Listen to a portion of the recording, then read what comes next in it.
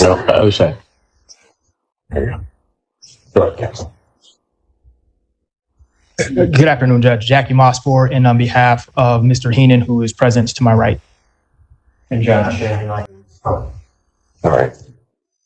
Okay. Mr. Heenan, and the record should reflect just briefly set it out that while we were waiting for the courtroom change, I had a bench conference with counsel, and given those discussions, Mr. Heenan was, prior to calling his case, sent over to Community Corrections to obtain a strand tether and also to take a full panel drug test. Went over, did that, came back a 0.10 on a PBT, could not have the strand tether put on because of that.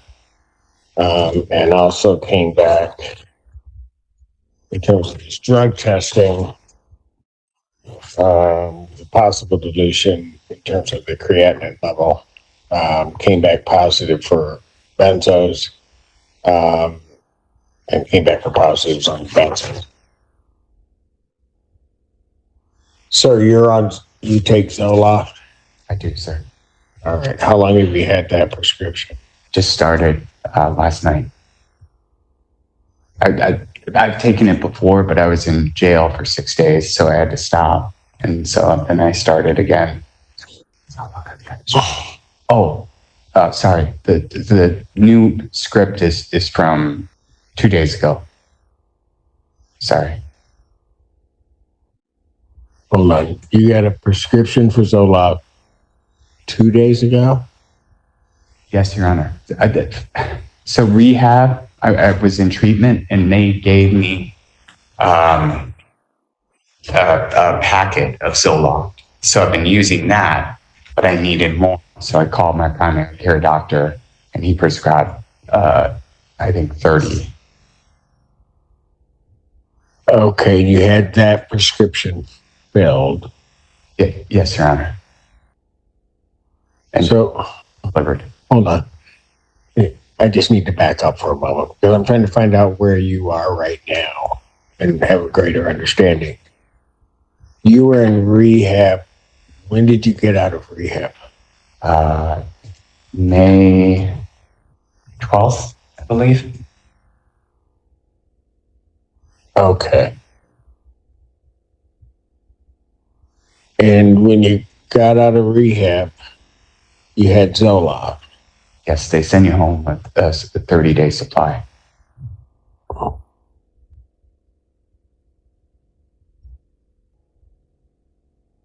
And so at some point, then you ran out. No, I still have some, but I needed to call my doctor anyway and tell him about this. And so I asked for a refill. Okay. Yes, the patience of a saint, dealing with the artistry of excuses. Now the judge is supposed to believe that a GPS tether just accidentally got sliced while this genius was out there performing emergency tailoring on his pants.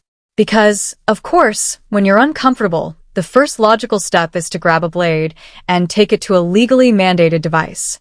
Honestly, the judge deserves an award for not bursting into laughter or handing out an instant tutorial on common sense. Where were you in treatment? West Palm Beach in, it's called Hanley. It's a very good treatment center. To what? A very, very good treatment center. How long were you there? I was originally 30 days, but I extended to 45 voluntarily. Was there aftercare that was to follow that? There was. So I have a therapist. The University of Michigan IOP can't take me for 6 months because I missed an appointment, and that's because you missed an appointment with them. Yes, and that's their policy. Yeah. So since you missed that, have you been doing anything? Because you were supposed to go and do intensive outpatient. Yes. Right. So at the point that you're supposed to go into intensive outpatient, you find out that you can't get in at U of M. What do? So I have SoberLink, and my kids have a GAL. So I'm required to do multiple AA meetings a day. Okay, but I get that. But in terms of an IOP, I mean, sorry. But go ahead if you want to try.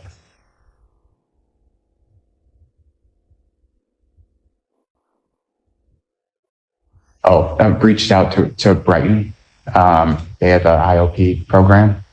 It's on Zoom now. And I think Get enrolled? I can. Oh, no. Here's what I'm trying to figure out. All right. And so I'm asking you these questions for a reason. I'm not asking you to try to trick you into anything. I'm just trying to figure out, like I said, where you are. Sure. So you get out of treatment.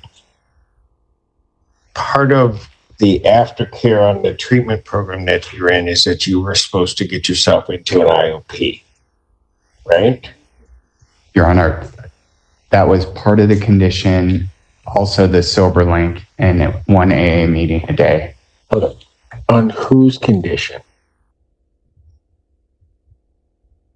Oh, the treatment center's recommendation.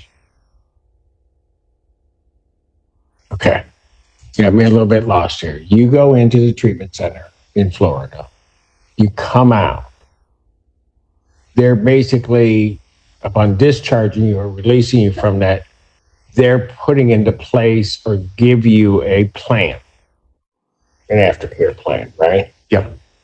Part of that aftercare plan was you were to get yourself into intensive outpatient treatment, Yes, sir. right? Their recommendation was something here local at University of Michigan, right? Yes, sir. You were supposed to call them, but missed that somehow and or another. And then, as per their policy, you can't get in for a while. 6 months. Right. After all that happens, what do you do instead of, I want to put it that way. What do you then do? Nothing? You didn't get yourself into any type of treatment program. Is that right? I found a therapist, and no, I did not find an IOP. Your Honor. Okay. Let me just ask you, and I won't hold you to it only because I know you've been drinking, but why didn't you do that? Honest answer.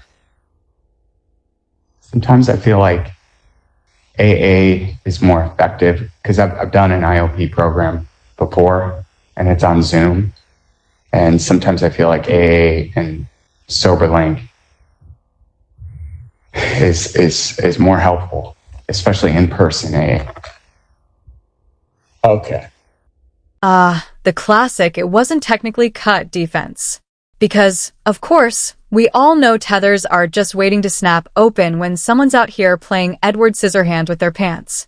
And then, like clockwork, we've got the accidental drive-bys of the victim's house, conveniently following the tether mishap. But sure, let's all pretend this is just a string of unfortunate coincidences rather than the most poorly executed cover-up since toddlers figured out how to lie.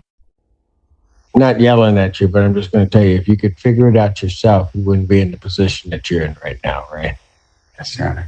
If it went just on your feelings of what you thought was best, we wouldn't be here dealing with this part of this, would we? Yes, Your Honor. So that's why you have other people kind of guide you as to what you really need to do. I also have a feeling that the program that you laid out for yourself, while you think effective, is actually just easier than doing the IOP, because an IOP can be difficult.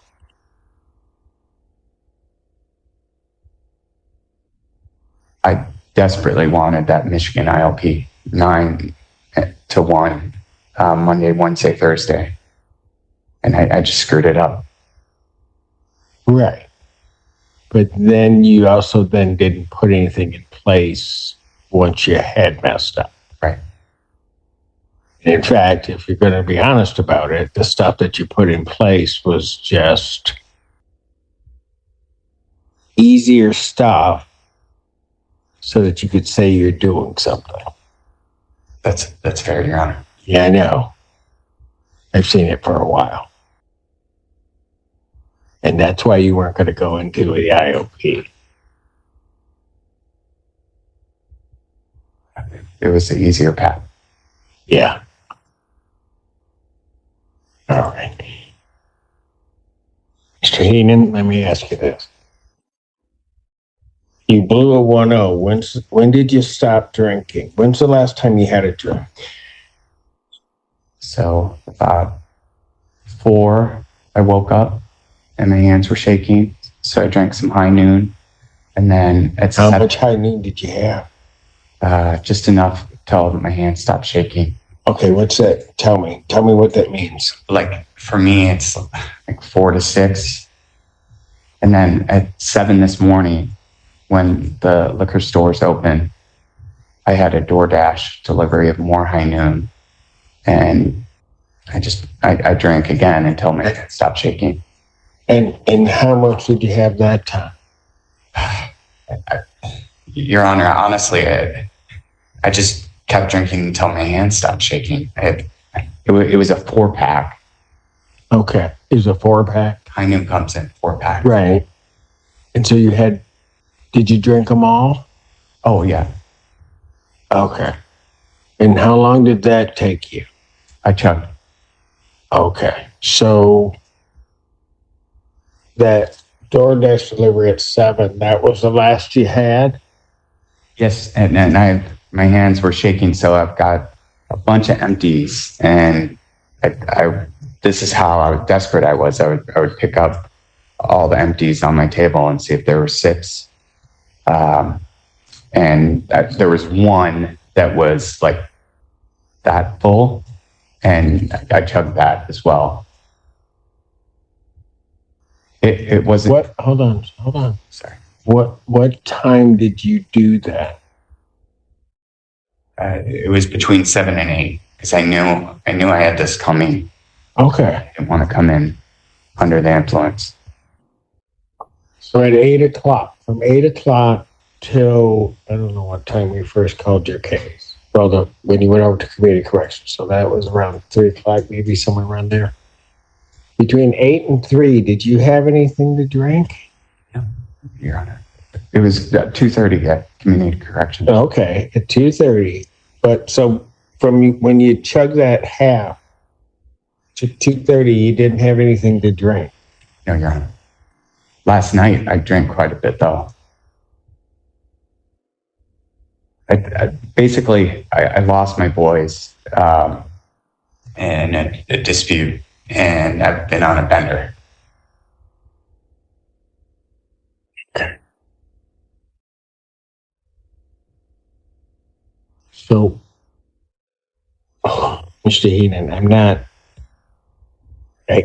I'm just trying to, like I said, I'm trying to figure out where you are. I'm trying to, when you say you've been on a bender, what were you drinking the night before and how much? Oh, of course, it was just a little bender with some White Claw, because nothing says I've got this under control quite like a can of sugary alcohol. Just a casual few sips to calm the shakes, right? And naturally, you just had to chug a few more for good measure. Then, like a responsible adult, you didn't drink between 8 a.m. and 3 p.m. because, hey, you had important business to handle, like appearing in court. No big deal, just a regular Tuesday, really. White Claw.